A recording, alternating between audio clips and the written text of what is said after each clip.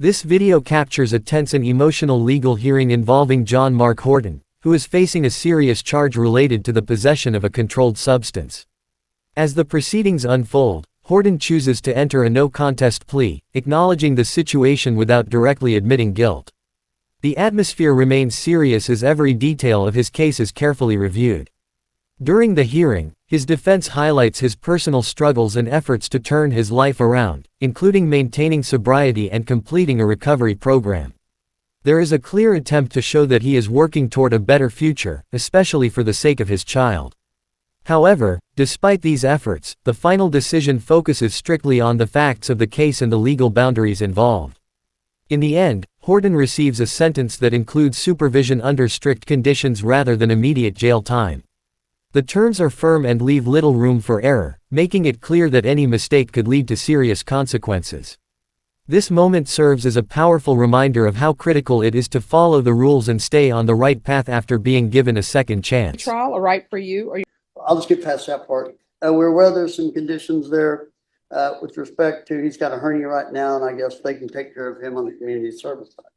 Now, this case has had so many different cases. One of them, 11302 High Crest. No. I mean, is it a My sober house, at your home? yes. and if I could, I'd just put in, while he's been there, his husband, his son has been staying with someone else. Okay. Because he went into that house when he came out of Lycon about a week ago, and he went there and his son went out. All right. And what's your son's name? Jacob Horton.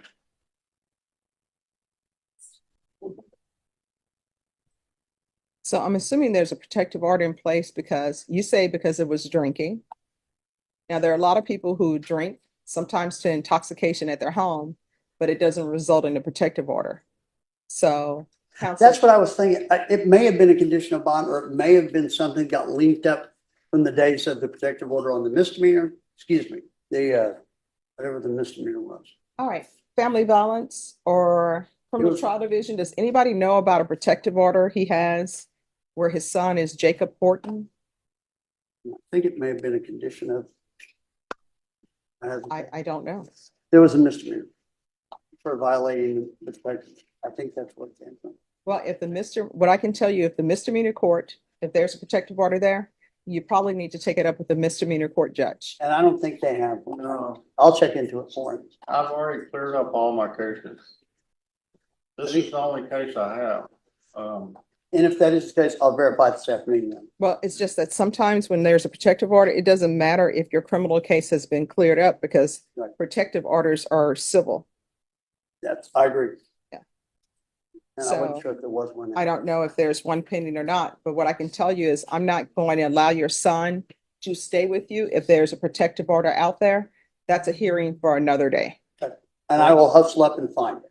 Okay. Okay. Please remember, sometimes on that soul stuff, they don't invite Well, us. can I go ahead and just do my 6 months in jail? I'd rather go ahead and just go to jail and get it over with. Mhm. I'd rather do that, ma'am. Well, let me Because just my son and me, Let me explain something to you. he doesn't have even- any place to go. Here's the thing. He's got his brother, but his brother doesn't like him. Don't interrupt the judge. All right, so this is what you need to listen. And I want you to internalize what I'm saying. It doesn't matter if you were to get 6 months in this case and go and do your 6 months time, you know what would still happen? If there's a civil protective order out there, when you got out of jail, that protective order would still be there and you all still would not be able to live together. That protective order doesn't have anything to do with the 187th District Court. It's a civil matter. A civil court probably enacted that. This case is a possession less than a gram case. Okay. I didn't put a protective order on, for you against your son or whatever, because this is a drug case. And there's nothing that would have come to me through a police report that suggests that you even have children. This police report doesn't mention anything about you having children. All it mentions is that you were day drinking. So, And by the way, Your Honor, he's said this several times, with so many other cases running around, I've never been able to determine that myself. But I can go to the civil side of the court, and I think I should, and find out how I can advise my client on that. But with respect to this court, as I understand it, there will be no order of well, what I can tell you is if it happens. if there is a civil protective order And if he violates that, guess what? I'm going to get a motion to revoke, and it's going to say that he broke the law. No, I got time served on that charge, so that protective order went away as soon as I got time served. Okay, here's the thing. Those are two separate matters. I know it was a misdemeanor court 11, and the judge, he gave me credit for time served. All right, so, but let me just tell you, protective orders are civil. They're not necessarily criminal. They only become criminal when people are violating them. Then you can get a criminal case for violation of a bond or protective order, but they are civil in nature. But whenever I got the assault family bond with my son, they put a protective order. Yeah. So that has absolutely nothing to do with And they this. signed an affidavit of non-prosecution.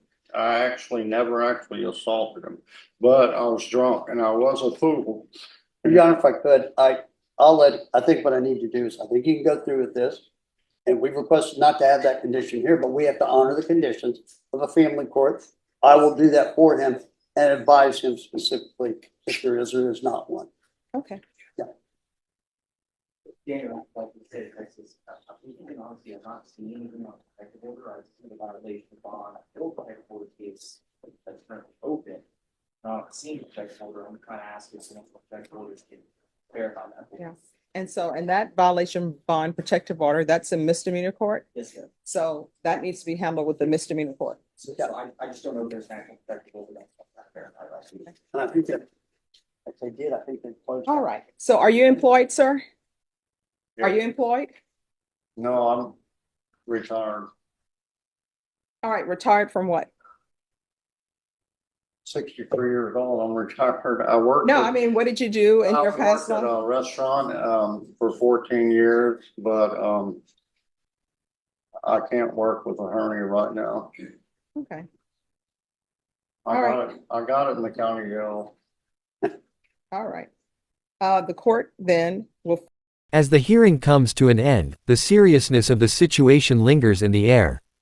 Horton is given a chance to move forward without immediate jail time, but that opportunity comes with heavy responsibilities and strict conditions that will shape his daily life.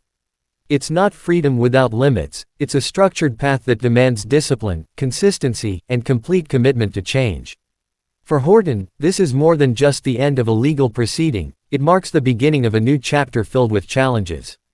Every requirement he must follow, whether it's staying sober, maintaining stable work, or meeting regular check-ins, will test his determination. There is very little room for mistakes, and even a small misstep could bring serious consequences.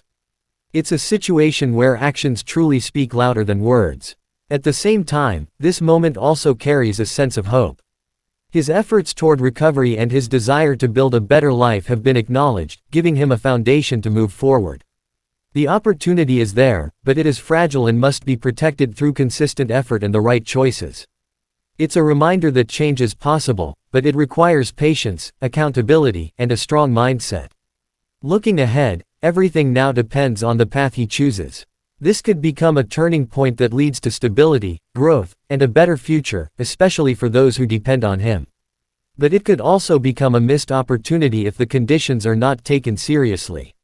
The outcome is no longer in anyone else's hands, it rests entirely on his ability to stay focused and follow through. In the end, this story highlights the reality of second chances. They are not easy, and they don't come without pressure. They demand effort every single day. What happens next will define whether this moment becomes a story of redemption or one of regret.